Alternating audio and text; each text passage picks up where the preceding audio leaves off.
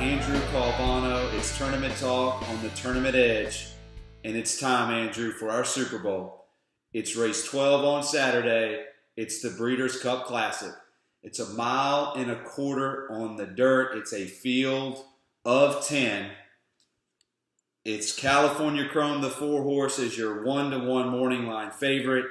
I think he's much the horse to beat. And you've got the second choice, the 10-horse, Arrogate, a 5-to-2. Give us your thoughts on California Chrome. Do you think he warrants the morning line odds? And give us your thoughts on what arguably has been the most talked about horse over the last week, the 10-horse, Arrogate. Without a doubt, and Bob, honestly, not much more can be said about California Chrome. I mean, this one has answered the call each time this year. A perfect 6 for 6, $7.1 million earnings here. The Awesome again, the Pacific Classic, the San Diego, the Dubai World Cup. List goes on and on here. So I do think this one is 100% the horse to beat. I don't mind the 1-to-1. I do, however, think there may be a lot of dead money in the pool with some $2 win tickets that may put your price down. That's from a tournament perspective. But I think California Chrome, either way, is much the horse to beat. Moving on to number 10, Arrogate. I have no trouble believing that this horse will have a bright future based off that Traverse Day Stakes, or that the record this one posted in the stakes, the 123 buyer, all of that. This one's a perfect 4 for 4 when going long on the dirt. Only time out of the money was Low Sal going 6 furlongs in the debut. I have no problem with this horse as a horse, but to see this one at 5-to-2 morning line is just so ridiculous. I don't think this one should be 5-to-2. I would be more comfortable if this one was 4-to-1, 5-to-1. And I say that because I think there are more experienced horses in this group that warrant a price like this, much more than a horse like Arrogate would. So, I mean, going forward, I think this one's a good horse, but 5-to-2 morning line, just too ridiculous. Yeah, I'm in agreement with everything that you just said, and I'll elaborate a little bit on that. California Chrome, outside of a couple of horses in my lifetime, he's the most accomplished horse I've ever seen. What he's been able to do, he was very good at 3. Don't get me wrong. He did amazing things, winning all those grade 1s at Santa Anita, winning the first 2 legs of the Triple Crown. But he is even better than that now, coming back at 5 under new ownership, having that time off, allowing the connections to do what they really have wanted to do with this horse, which was use him sparingly in the big races and then gear him up for this one. He is a fantastic racehorse. I tip my cap to him. He's good for the sport, and he is absolutely 100% the horse to beat. I wanted to focus more of my attention on the 10 Arrogate. And Andrew, I could not agree with you more in regards to this morning line. I find it to be ridiculous. That's the best word. And there's a lot of reasons that I think that this morning line is ridiculous. He's being bet off one race, and that is a historically great race on one of the biggest stages at the most historic racetrack in one of the better 3-year-old races that we have all year long. I'm not taking anything away from that race, and I oftentimes find myself going back and watching that race, saying to myself, how did he go that fast for that long? It's an extraordinary effort. It's an effort I can't even begin to describe. But he's a 3-year-old facing older, more accomplished. He's only run 4 times. You're going to bet him off one effort, off of a 70-day layoff, gambling at 5-to-2 that he's going to either repeat that effort, which would be something out of this world, or come close to that, because that's what it's going to take to beat California Chrome. So all that being said, the outside draw. To me, he's a horse that wants to go to the lead. I hear all these people that all of a sudden, by just looking at workouts, tell me that they think that this horse is going to rate. He's got Melatonin to his inside. He's got California Chrome to his inside. I'm one to believe that Frosted's going to be forwardly placed because I see him forwardly placed at shorter distances. So logic tells me that he's going to be on or near the lead.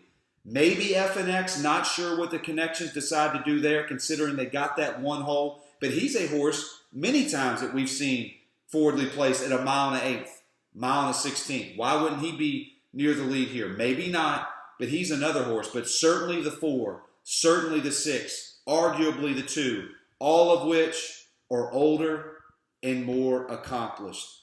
I can't bet this horse, Andrew. If he wins, he's going to go on to at 4 to do things that I don't know what he could possibly do, but he's going to have to beat me to do it. I don't like this horse. Yeah, and like you said, Bob, and I'm not sure, what everybody's saying here about this horse having the ability to rate. I think this horse is a one-way speed horse. Either this horse gets the lead or this horse isn't winning the race. And I think that's what played into his favor last time out, drawing the one post in the Travers, doing what he did so comfortably and just romping home. I honestly don't think this one's going to rate. I think this one's a one-way speed horse. Bob, as I move on into my selection here, you mentioned a couple horses that are going to be very important to me for my horse, who I think can come off the pace, because I do think California Chrome is going to have some pressure today. Now, California Chrome has battled adversity before. He's taken pressure, and he still puts on these romps at the show. I think he may get a little more because I think Arrogant's going to give him everything he got. Arrogant's going to be up on the front end. I think Melatonin is going to be a huge, critical part to the pace as well. I'm not saying California Chrome is going to finish last because he's going to get set up in a pace duel. I think he's just going to be very, very bothered, and this could set up for something off the pace.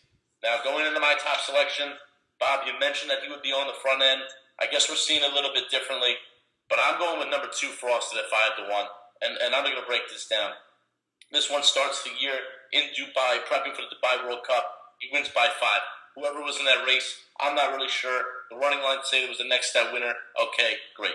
Dubai World Cup, he finishes 5th, behind California Chrome and Opportunity. If you watch the race, you can tell he was never really comfortable, never really was able to switch leads. Okay, sure, throw it out if you want, whatever. I still think it was a pretty decent, even race. Now we get home to the Metropolitan Mile.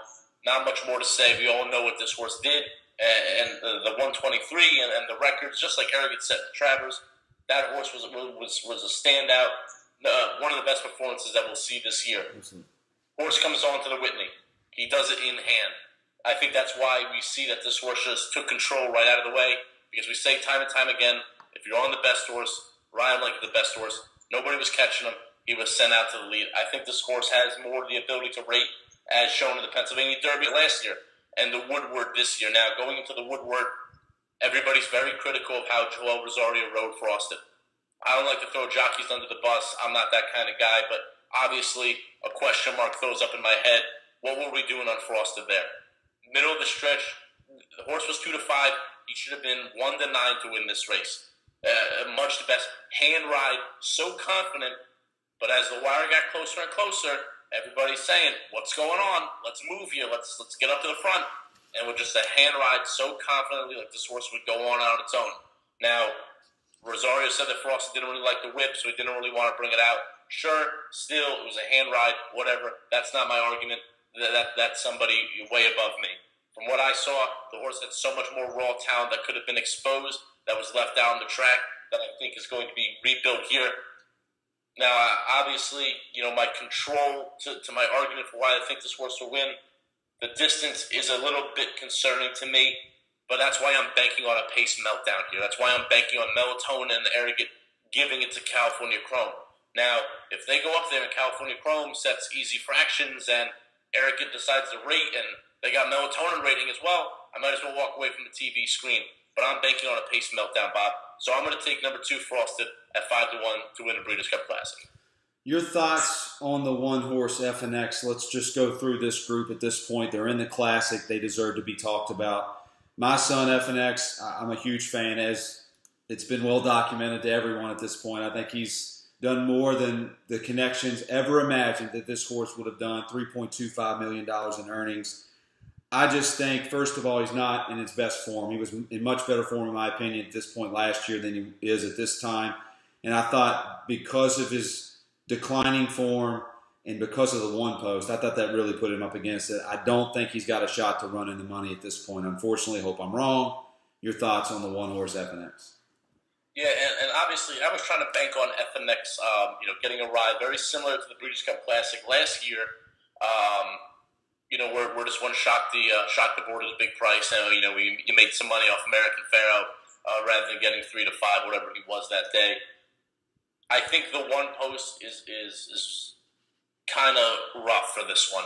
Now, this one has the ability to go out to the lead and run away with the group. He also has the ability to stalk and rate. But I'm afraid that with the presence of California Chrome, Melatonin, and Arrogant, the one post is going to influence him more to go to the lead, which is just setting himself up for bad news. If this horse was in the 5 or 6 post, I would have been more inclined to to use this one in exotic wagering. But the fact that this one's pinned on the rail, I just can't take him. Yeah, and Flavian, drawn outside, to your point, would have been able to do whatever he wanted. If they did walk the dog, which I'm in agreement with you, I don't see. But if they did, it would have given him that option. And either way, he'd have been in the clear, not getting dirt kicked in his face. Now, there's no way he's got gate speed like the 4 and the 6, maybe even the 2, in my opinion. I just think he's just way up against it. Drawing the rail, he's got to swing wide and beat horses that are better form than him right now. Unfortunately, I don't think FNX is going to go out the way that I wanted to see him go. Your thoughts on Frosted's already been well documented. For me, Andrew, obviously I have ultra respect for you as a handicapper. I just don't think he's good enough. I don't think he's good enough. I don't think he wants to go this far. I understand why they didn't put him in a mile. He's already proven that. He's going to go to the breeding shed and probably be bred to other mile distance horses, in my opinion. This is not the same situation as Liam's Map, where Todd needed, for the connections, one more real signature win under this horse's belt to raise that price as far as breeding is concerned. I get why Frosted's here. I just don't think he's good enough. I don't think he wants to go this far. The 3-horse, Keen Ice. I don't get why he's in here. I don't think this horse has a chance. He hasn't run well since the Travers, where the race was basically, I'm not going to say handed to him, but everything went his way that day. This horse has been putrid since he left that race. Why did Todd see fit to bring him here? Yeah, and just a head scratcher overall. And this one's won 2 races. This one's won the Maiden Special Rate and won the luckiest race of this one's career in beating American Fair last year in the Travers. After shifting barns from Pletcher, some Romans to Pletcher, they put him in this optional $62,000 the first weekend of October, second weekend, I'm sorry. He should have crushed this group by 5 lengths, and he finds himself finishing third by 4 lengths. I think if he would have won that race, you could have made an argument and said, you know what, we're getting this horse back in form. He does have some back class of running against competitive horses. Maybe he fits here. We just want to run him here and see what he does. Okay, sure. That horse finishes third in that race, clearly showing that this horse is, A, they're not all good enough, or B, just where is this horse going? He's out of form. So just very, very head-scratching as to why Keen Ice is in the spot. We've talked about the 4, California Chrome, historically great and the horse to beat. 5-horse win the space. He's a good enough horse, Andrew. Doesn't belong here. Not good enough. Yeah, and just like you said, I think this is a very talented horse. I think he has a great late turn of foot, but just not against this group. The 6-horse Melatonin is a very good horse. And ever since that they've taken this horse and put him at 2 turns, Joe Talamo and the connections have found ways to do nothing but win 3 of 4, and they only lost by a length to FNX when FNX was in great form at Oaklawn Park April 16th of this year. I don't think this horse wins, but 2 things here. He's going to have a major say in the pace, as we mentioned. If you look at these workouts, this horse is ready to run a big one. It's just off the 133 days with other speed horses that I think may be better than him. I think he's up against it. But make no mistake about it, Andrew. This horse is a good horse. And this horse is very fast. He's going to have a lot to say in the pace. Without a doubt. And, going off, in regard to your statement about the layoff, luckily this horse has shown that he performs very well off the freshening. He's won every start that he's come off a freshening, either this long or longer than this. However, my concern is that he's not as fresh as he should be for this particular race. I do think this is a very good horse. I think this horse could honestly, get in the money in this race and perhaps have a bigger agreement on this race. Obviously, he's very, very important to me because I'm banking on a pace meltdown here. So I'm going to need this horse going toe-to-toe with California Chrome. But nonetheless, if this horse decides to run at 6 years old, this is a very good horse, and he loves this track. He's 4 for 4 over it. Yeah, he's accomplished a lot, and what do you know? He's accomplished $1.2 million after they sent this horse 2 turns. What a decision to do that, and he's turned into a very fine West Coast racehorse. A 7-horse war story, unlike the 5, who I think does have talent. I don't think this horse has much talent at all. No thoughts on War Story except he shouldn't be in this race. Yeah, and I mean, to his defense, he ran some good races, down in the Bayou. leading up to the Kentucky Derby last year, behind horses like International Star and Stanford. But ever since that, I mean, where has this horse really been? And I mean, look how many trainer switches you have. I don't know if that's a positive thing or a negative thing for whatever matter that is. But I honestly, this is the horse that finishes last, I guess. The 8 horse, Shaman Ghost, Jimmy Jerkins, Irad Ortiz, well documented earlier in this segment, beats Frosted by a head in the Woodward. I don't think he should have won that race. I think Frosted should have won it. He's a solid New York horse that's going to win probably multiple graded stakes races of some juncture at New York, whether it's Aqueduct, Belmont, or Saratoga. He's just not good enough to win this one. Yeah, and I couldn't say it any better than you, Bob. Obviously, on New York, this one's a tough one to be, a very salty one at that. And had a good year this year, making over $600,000, but this spot's just a little too big for him. We've already talked about the 10, and now we're going to land on my price play. And I never thought in a million years I would be sitting here on Tournament Talk giving you a reason why I think Opportunity is the price play of this race. You ever heard of the light bulb angle, Andrew? I've heard about it, and I've seen it come to fruition on numerous occasions. A horse will take 9 times to break his maiden. Connections will then put him in an open stakes or some kind of open allowance race wherever he or she's at, and all of a sudden she's 12 or 14 to 1, and he or she wins the race. And you're going, it took this horse 9 times to break its maiden, won a race, found out what it was like to get his picture taken, and wins its next race out. And let's face it, Opportunity has not won very many races in his career, but he has banked $3.56 million. Why? Because he's faced the best horses in the world time and time again. Whether it's American Pharoah, Shared Belief, or California Chrome, that horse has faced them. And a lot of times, he has been in races against those horses where they were the lone speed or the 2 jockeys up front knew they were on the best horse, and they never run their horses into submission. I went back and watched the Jockey Club Gold Cup before I decided to make this decision today, and it wasn't about that he won the race. It was how he done it. He's a plotter, Andrew, that just keeps going and keeps going and keeps going. I love the jockey upgrade. No offense to Pratt, but Johnny V's a Hall of Famer.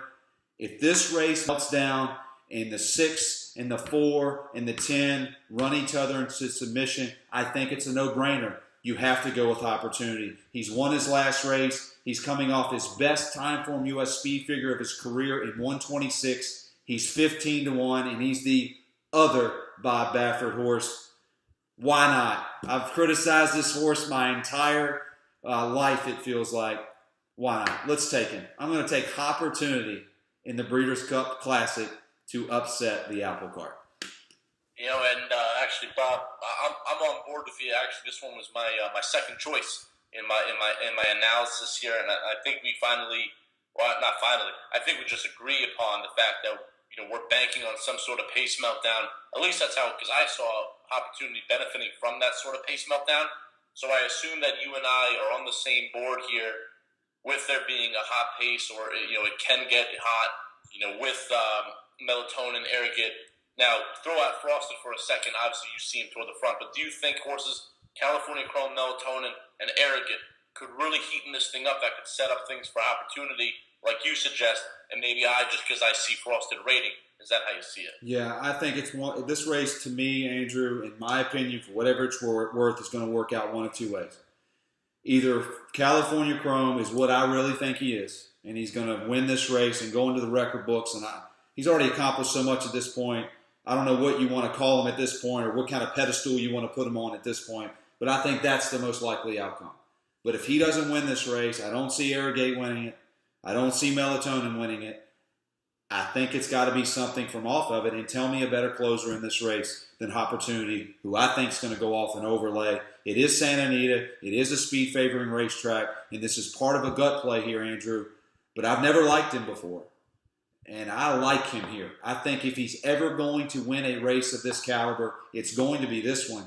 And unlike other horses that we've mentioned in this race and other races, this horse is accomplished. And although he doesn't win a lot, I think a little bit of a reason why he hasn't won a lot is because of the type of horses he's run against every time he steps on the racetrack. Yeah, without a doubt. And like you said, Bob, I've never been a fan of this horse either. In fact, the only time this horse has ever beat me was when he knocked down Imperative by a nose back in the San Antonio earlier this year. This one obviously is going to need that pace down. You see it, I see it. Not sure how anybody else is seeing it. I thought his Jockey Cup Gold Club, despite the fact that there were only 4 of the competitors, was very strong. And usually horses that win this Breeders' Cup Classic, one of their last 2 preps was in the state of New York.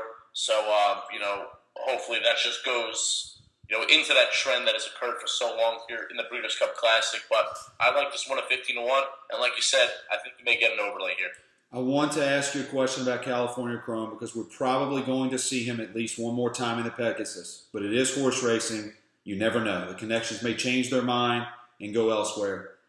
If he wins this race, and I don't know what he would surpass at that point. He's already won $13.43 million.